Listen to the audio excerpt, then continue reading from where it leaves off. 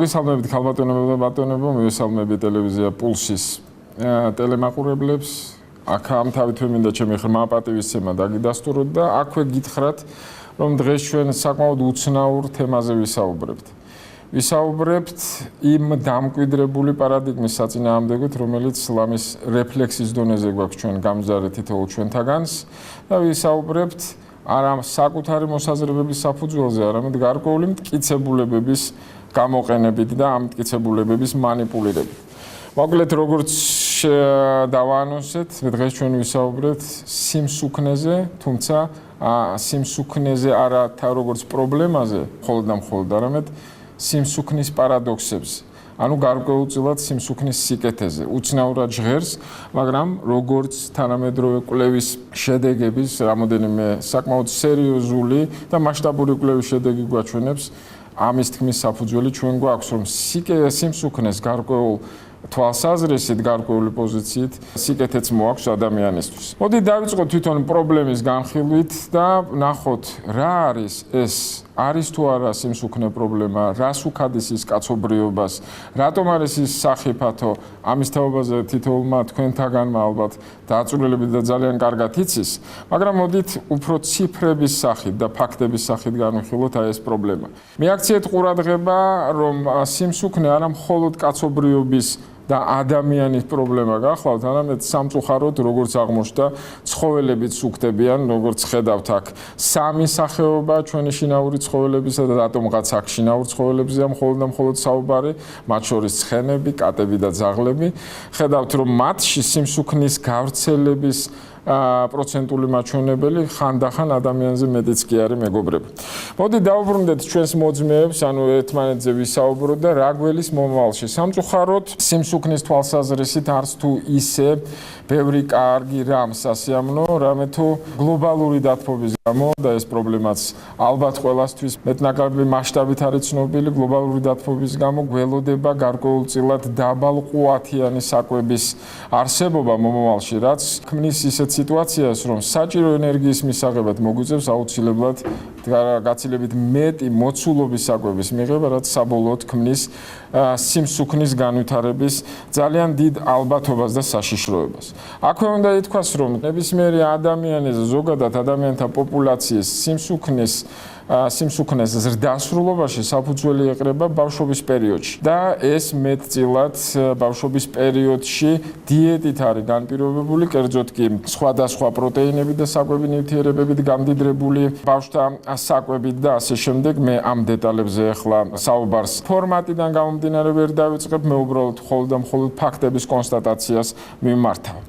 სიმსუქნეზე ასევე მოქმედებს, ანუ კაცობრიობის გასუქებაზე ეკონომიური ტენდენციები, საყოველთაოდ გახლავთ ცნობილი, რომ რაც 80-იანი წლების შემდგომ ეგრეთ წოდებული fast food-ის, ანუ სწრაფი კვების მოდუსი დაინერგა და ფართოდ გავრცელდა, შემიძლია ვთქვა, რომ სამწუხაროდ ფართოდ გავრცელდა, მათ შორის საქართველოშიც. სამჯერ გაიზარდა სიმსუქნის მაჩვენებელი ზოგადად კაცობრიობის მასშტაბით და ყველაფერი ეს საბოლოოდ გვიქადის იმას, რომ დღეს თუ ყოველი მესამე ამ დედამიწის მოსახლესა გახლავთ ჭარბიწონის მქონე, სამწუხაროდ 2030 წლისთვის, სადღაც 13 წლის შემდგომ ყოველი მეორე, ანუ დედამიწის მოსახლეობის 50% იქნება ჭარბი წონის მქონე.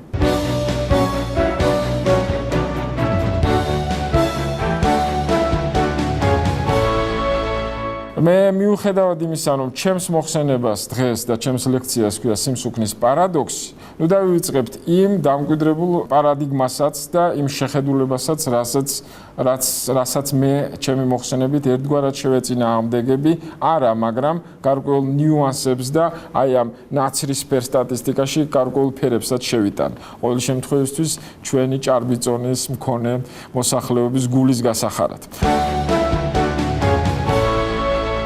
დავუბრუნდეთ ისევ სტატისტიკას, შეხედეთ, სამწუხაროდ მე ქართულ სტატისტიკას ვერ მოვიყვან, რა ხდება ამ თვალსაზრისით, რა სიტუაცია, თქვათ, გნება ასაკობრივი გრადაციების და ჯგუფების მიხედვით, მაგრამ შემიძლია მოვიხმარო და ვიხემძღვანელო სხვადასხვა ქვეყნის სტატისტიკით. თქვენ ხედავთ აქ ამერიკის შეერთებული შტატების სტატისტიკას, სადაც დინამიკაა ნაჩვენები 1990 წლიდან 2013 წლამდე სხვადასხვა ასაკობრივ ჯგუფებში სიმსუქნის გავრცელების.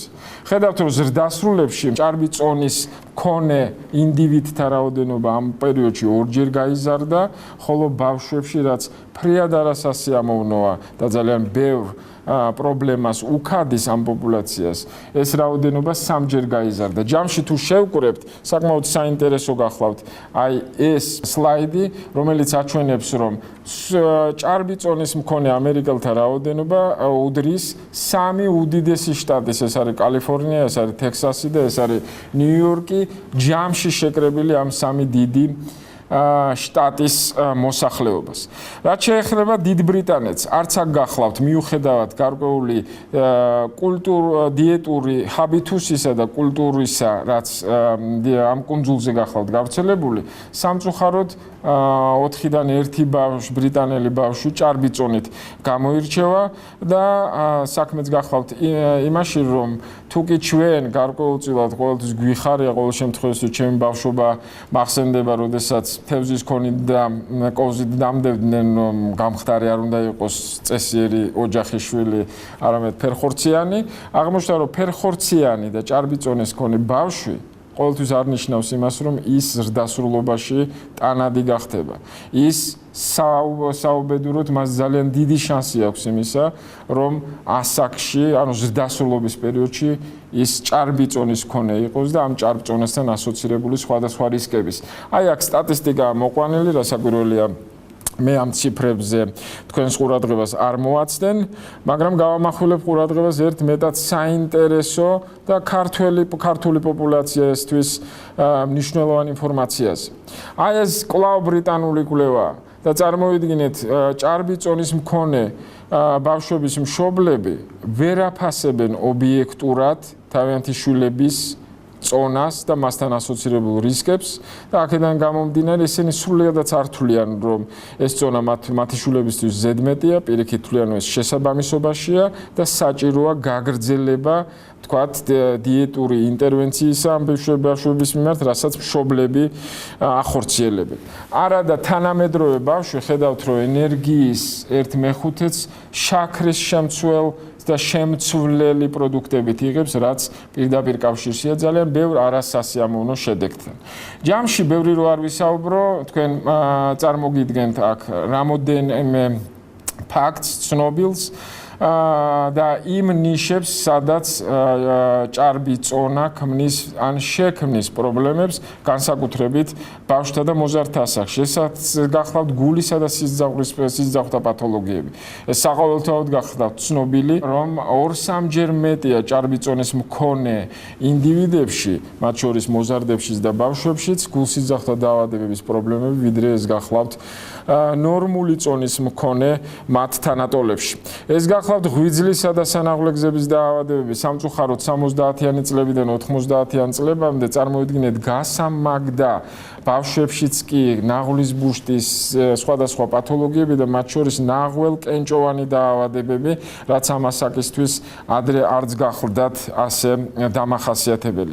ეს არის პანკრეასის დაზიანება და საუბედუროდ მის დაზიანებასთან ასოცირებული შაქრიანი დიაბეტი, რომლის განვითარების რისკი ჭარბის წონის მქონე ბავშვებში 10ჯერ მეტია. ეს არის სხვადასხვა ჰორმონული ცვლილებები, ეს არის თავის, ტვინისა და ფილტვის დაავადებები და ხედავთ, რომ 5ჯერ გაიზარდა იგივე ჩემს მიერ დასახელებულ პერიოდში 6-დან 17 წლის ბავშვებში და მოზარდებში ღამის აპნოეს, ეს გახლავთ გარკვეული პათოლოგიური მდგომარეობა, როდესაც ძილის დროს სუნთქვას აჩერებს ადამიანი და ეს არ გახლავთ უბრალოდ სუნთქვის გაჩერება, არამედ მასთან ძალიან ბევრი რამ, მათ შორის გულსისძაღვრთა რისკი და დაავადებების რისკია ასოცირებული და დამეთანხმებით, რომ დრამატულია ეს ზრდა ასეთ პოპულაციაში, ასეთ პატარა საზოგადოებაში, ასეთი რისკის არსებობა ყოველთვის სახიფათოა. ეს არის ძვალსახსროვანი სისტემა, თქვენ ხედავთ აქ ბლონტის დაავადებას, როდესაც გარკვეულწილად დაცურება ხდება ბარძაყის ძვლის სტრუქტურებისა, გარკვეული ჭარბი წონის მქონე ბავშვებში გარკვეული ფეხების სტრუქტურის ჩამოყალიბებით და ბევრი სხვადასხვა რამით. მაშინ იკითხავს ჩვენი მაყურებელი, თუ კი ეს ასეა, თუ კი ამდენი უბედურება შეიძლება მოუტანოს სიმსუქნემ ადამიანს.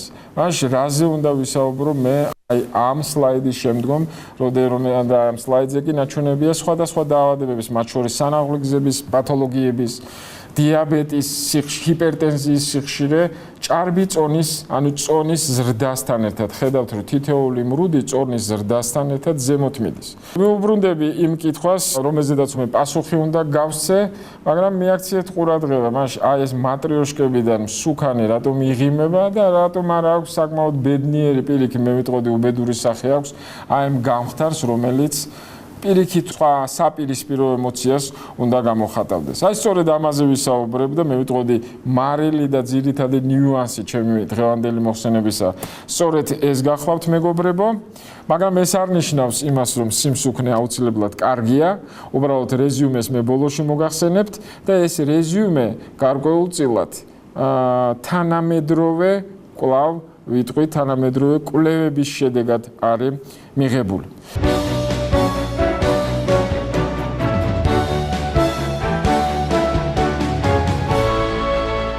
ერთადერთი სიკეთე, რაც აქამდე იყო ცნობილი, ეს გახდათ სიმსუქნის სიკეთე ქალბატონებში. ანუ საყოველთაოდ ცნობილი გახლავთ, რომ ჭარბი წონის მქონე ქალბატონებში გაცილებით ნელი ტემპით მიდის ოსტეოპოროზი, განსაკუთრებით კლიმაქტერული პერიოდის, ანუ ინვოლუციური პერიოდის განმავლობაში და შემდგომ. და ამას თავისი მიზეზები აქვს, ამაზე მე ბევრს არ ვისაუბრებ. ეხლა შედარებით ახალ და მე ვიტყოდი სუპერ თანამედროვე შეხედულებებს გაგაცნობთ მეგობრებო, რომელიც ძალზედ მნიშვნელოვანია, რომელიც მე ვიტყოდი გარკვეულწილად რევოლუციურია, რამე თუ გვაჩვენებს გულსძაღლთა დაავადებებსა და ჭარბწონას შორის კავშირის ერთმნიშვნელოვნებას არღვევს. ჩვენ ვიცოდით, რომ სიმსუქნე ყოველთვის ცუდ კარდიოვასკულურ პროგნოზთან არის ასოცირებული, დღეს კი გარკვეულად სხვა მხრივ ვისაუბრებთ ამაზე და დავიწყებ საკმაოდ საინტერესო და ერთ-ერთი ახალი კვლევით, ეს გახლავთ იაპონური კვლევა, რომელიც მიეძღვნა გულის სისძარღვებზე ჩარევის შემდგომ გართულებების შესწავლას კლინიკაში, ანუ ჰოსპიტალურ გართულებებზეა მეგობრებო აქ საუბარი ისეთ პაციენტებში, რომელთაც ჩაუტარდათ კორონარული სტენტირება ან კორონარული შუნტირება. მოგეხსენებათ, ეს უკვე საყოველთაოდ ცნობილი ტერმინები არ ამგონი ამას ბევრი განმარტება სჭირდებოდეს. მე აქვე მინდა ბოდიში მოვიხადო პირობა დავდე რომ ნაკლებად ვიხმარ სამედიცინო და სამეცნიერო ტერმინოლოგიას, მაგრამ ხანდახან სტუნებას ვერ დავძლევ და ვერც გავექცევი საჭიროებას. მიაქციეთ ყურადღება მეტად საინტერესო დინამიკას. მე ვიტყოდი პარადოქსს, რომელიც ამ კვლევის შედეგად გამოვლინდა. აღმოჩნდა, რომ წონის მატებასთან ერთად იკლებს გულის კორონარულ სისძარღვზე ჩარევის შემდგომ ყველა ტიპის გართულება.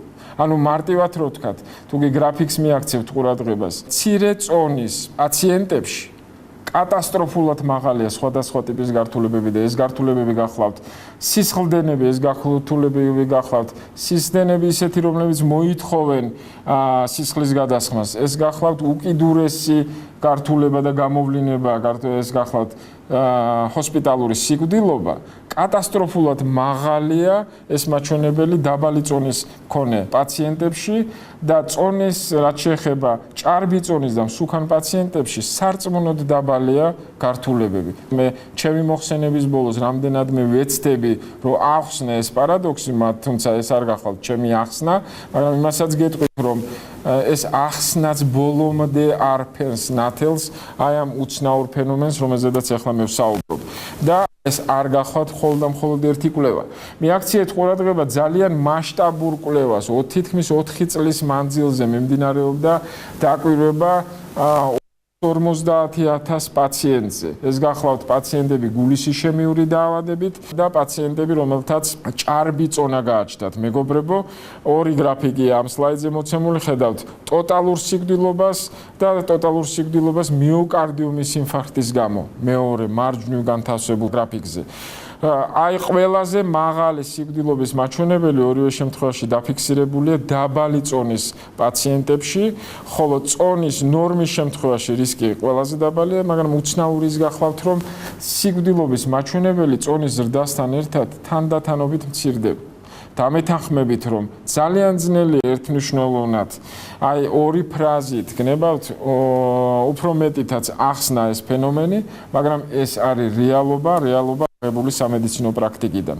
მიაქციეთ ყურადღება, რომ სიკვდილობა და გართულებები ასევე დაბალია სხვადასხვა პროცედურებთან ასოცირებული ჭარბი წონის მქონე პაციენტებში და თუ კი აი ამ ქვევით განთავსებულ აღნიშვნებს მივაქცევთ ყურადღებას, ნახავთ, რომ ჭარბი წონის სუქნებში და ძალიან დიდი წონის მქონე პაციენტებში უფრო დაბალია სიკვდილობა, ვიდრე ეს გახლავთ გამხდრებში ან ნორმის მქონე პაციენტებში. გავაგრძელოთ კიდევ ერთი საინტერესო სხვა პათოლოგია და ფრიად გავრცელებული ეს არის გულის უკმარისობა და გულის უკმარისობისა და ჭარბი წონის მქონე პაციენტების ერთ დამოკიდებულება ვნახოთ აი ამ კვლევის შედეგად. თუკი აქაც ერთმნიშვნელოვნად ჩანს, როგორ დაღმართში მიდის ციფრები, როგორ მცირდება სიკვდილობის მაჩვენებელი, ჰოსპიტალური სიკვდილობის, ანუ კლინიკაში განვითარებული სიკვდილობის მაჩვენებელი წონის ზრდასთან ერთად. ვიმეორებ, რომ ძალიან უცნაური ფენომენია, მაგრამ ეს ასე. ეხლა გავაგრძელოთ უფრო მოკლედ, თუმცა ასე ვთქვათ, ჯამური სახით წარმოვადგინოთ ეს ინფორმაციები, რომელიც ადასტურებს სიმსუქნის სიკეთეს გარკვეული პათოლოგიების დროს. ეს არის პერიფერიული არტერიების დაავადება. ეს გახლავთ ქვედაკიდურების მეტწილად არტერიული დაავადებები, რომელიც ძალიან ბევრ პათოლოგიასთან არის ასოცირებული, დაწყებული გარდამავალი კოჭლობიდან დამთავრებული ფეხის ამპუტაციით. თუ კი მიაქცევთ ამ სლაიდს, აქ არ ჭირდება ძალიან დახელოვნება, ვთქვათ, აი ამ მეთოდში გასარკვევად, ხედავთ, რომ გაცილებთ მაღალია პერიფერიული არტერიების სიხშირე და მასთან ასოცირებული სიკვდილობა უпроსწორად დაბალი წონის პაციენტებში და გაცილებით ნაკლებია ეს სიკვდილობის მაჩვენებელი ამ დაავადების გამო სუქნებში. მე ბოდიში ვიხდი, უბრალოდ დროის ეკონომიის გამოხმარობ ამ სიტყვას, აქ იგულისხმება ჭარბი წონის ნებისმიერი ხარისხი. გავაგრძელოთ შემდგომი კვლევის შედეგები, ასევე უცნაური, ეს არის გადარჩენის მაჩვენებელი. გადარჩენის მაჩვენებელი ინსულტის შემდგომ. აღმოჩნდა, რომ ჭარბი წონის პაციენტები უფრო ადვილად გადაურჩებიან სიკვდილს ინსულტის დროს, ვიდრე მათი დაბალი წონის და გამხდარი თანამოძმეები. კიდევ ერთი სიცოცხლისთვის სახიფათო პათოლოგია, ეს გახლავთ პათოლოგიების ჯგუფი, ეს არის თრომბოემბოლიზმი, სხვადასხვა ორგანოების და ამ შემთხვევაში თვალნათლივი გახლავთ არამსუქანსა და ჭარბი წონის მქონე პოპულაციას შორის, დაავადებულთა შორის, რამდენად დაბალია თრომბოემბოლიზმის გამო სიკვდილობა. დამეთანხმებით, რომ დრამატული და საკმაოდ საინტერესო მონაცემებია კარდიოქირურგიული გართულებები. ხედავთ, აი ღია მწვანე ფერით მოცემული არის ნორმული წონის ან გამხდარი პაციენტები, პირიქით მუქი ლურჯით ჭარბი წონის. ხედავთ, რომ შედარება არ გახლავთ, ანუ სტატისტიკურად სარწმუნოდ ნაკლებია სხვადასხვა ტიპის გართულებები. გარდა ერთი გართულებების, ეს არის უშუალოდ ქირურგიული ჩარევის შედეგად განვითარებული მკერდის ძვლის შეხორცების და მკერდის ძვლის დაჩირქების პრობლემები, რომლებიც ჭარბი წონის მქონე პაციენტებში ამ კვლევის შედეგად უფრო მეტია, ხოლო თუ კი მიაქცევთ სხვა დანარჩენს, ეს არის თირკმლების სწრაფი უკმარისობა ოპერაციის შემდგომ, ეს არის სისხლდენა, ეს არის ინფექციები, ეს არის კარდიოვასკულური სიკვდილობა, ანუ გულსიძახთა დაავადებით განპირობებული სიკვდილობა ოპერაციის შემდგომ, გაცილებით ნაკლებია ჭარბის წონის მქონე პაციენტებში. ყველას კარგად ეცნობა სიტყვა არითმია, არის სხვადასხვა ტიპის არითმიები და ამ არითმიებისგან ძალიან ბევრი სამკურნალო მეთოდი არის აბლაცია. აბლაცია ვეცდები განმარტო უფრო პოპულარულად, ეს არის პათოლოგიური გზის გაწყვეტა გულში, რომელიც განაპირობებს ამ არითმიას.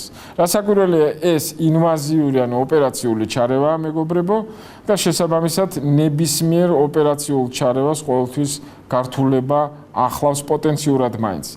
შესაბამისად აღმოჩნდა, რომ მაღალი წონის, ანუ დიდი წონის, ჭარბი წონის მქონე პაციენტებში გაცილებით ნაკლებია სისხლძარღვოვანი დაზიანებები აბლაციის დროს, გაცილებით ნაკლებია თავის ტვინის ემბოლიზაციის განვითარების სიხშირე და გაცილებით ნაკლებია გულის პერანგში სისხლის ჩაქცევის, ანუ გულის ტამპონადის განვითარების სიხშირე.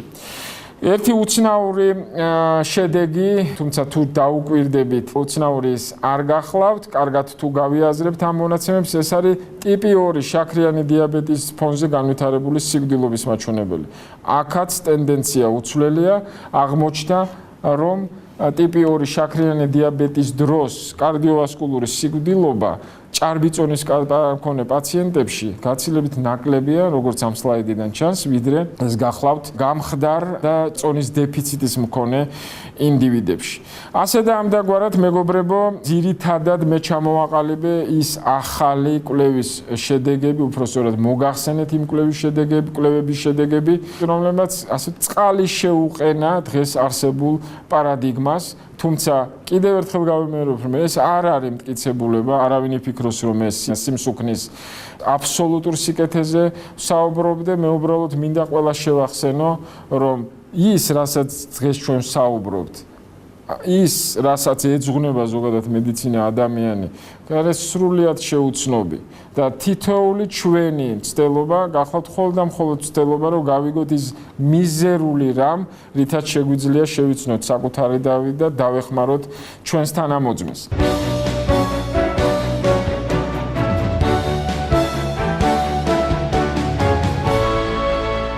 გავაგრძელებ ჩემს ასე ვთქვათ პარადს ასეთი კვლევებისა, ხედავთ ამპუტაციის რისკი, როგორ მცირდება წონის მატებასთან ერთად, ამპუტაციის რისკი პერიფერიული დაავადების მქონე პაციენტებში და შესაბამისად ჰემოდიალიზის, ანუ ხელოვნური თირკმელზე მყოფი პაციენტებისში გართულებების სიხშირე წონის მატებასთან ერთად. მარტივად რო ვთქვა, ფაქტობრივად მე ყველა კვლევის ასე ვთქვათ, ძირითადი მონახაზი გავაკეთე, რაც ამ ფორმატით იყო გათვალისწინებული და ახლა დაადგა დრო, რომ 2-20 სიტყვით ვთქვათ, რა განაპირობებს ამ ფენომენს, რა არის რეალურად, რა დგას ამ სიმსუქნის ასეთი ბრჭყალებში სიკეთის უკან.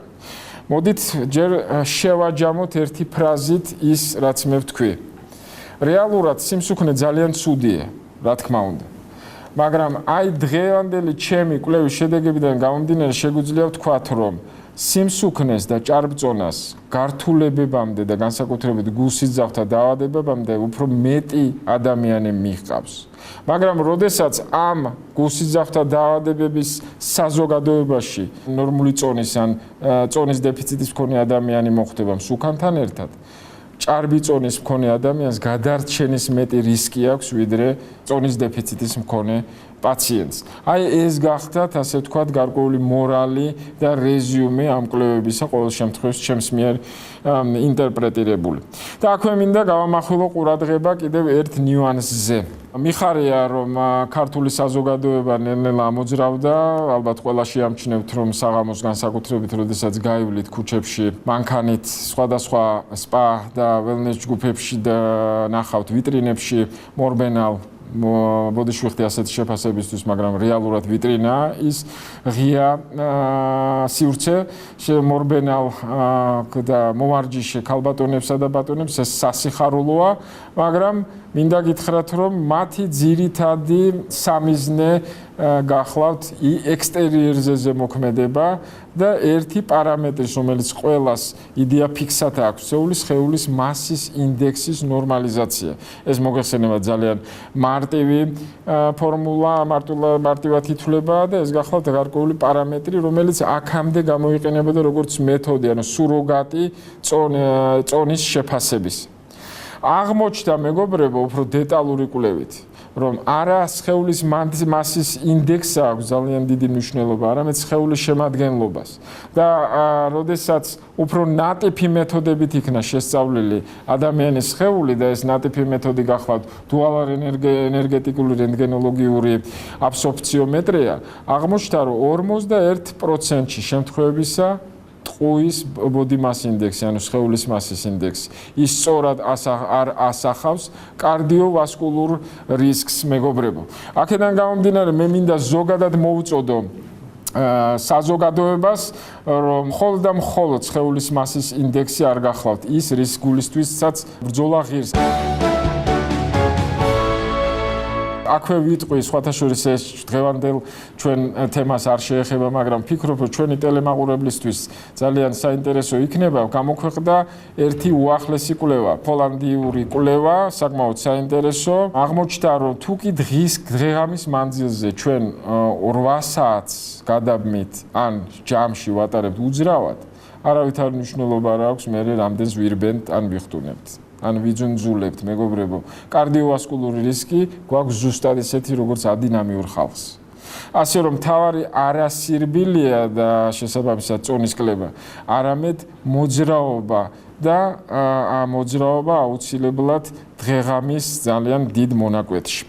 არსებობს ასეთი ტერმინი, სხვათა შორის ვსაუბრობდით ჩვენ ამ ჩაწერის წინ ამ თემაზე და ახლაც ვიტყვი, სარკოპენიული სიმსუქნე, როდესაც იდეალური პარამეტრების გახლავთ ადამიანი, განსაკუთრებით ქალბატონები, მაგრამ აი ამ დეტალური მეთოდით შესწავლის შემდგომ აღმოჩნდება, რომ მათი ვისცერული, ანუ ორგანული ცხიმი, რაც შიგნით არის, რაც გარედან არ ჩანს, არც ღიპით, არც ბარძაყებზე, არც დუნდულებზე, იმდენია, რომ კარდიოვასკულური ან გულსიზრდათა დაავადების რისკი ძალიან მაღალია და ასეთ ხალხს აერთიანებენ ჯგუფში, რომელსაც ქვია სარკოპენიული სიმსუქნე.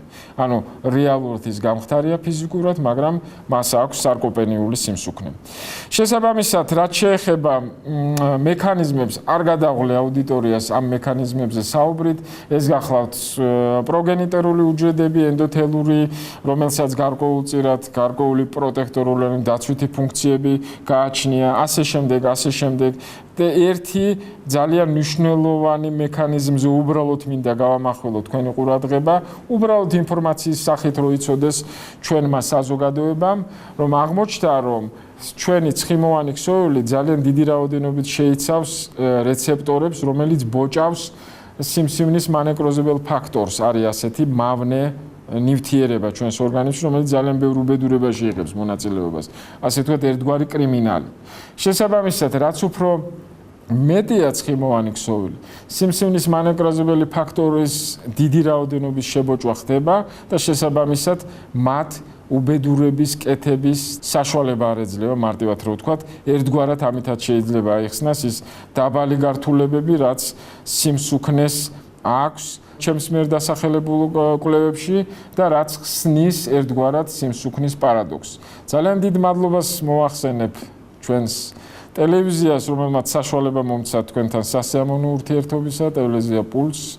ჯანმრთელობას გისურვებთ, მეგობრებო, კარგად ბრძანდებოდეთ.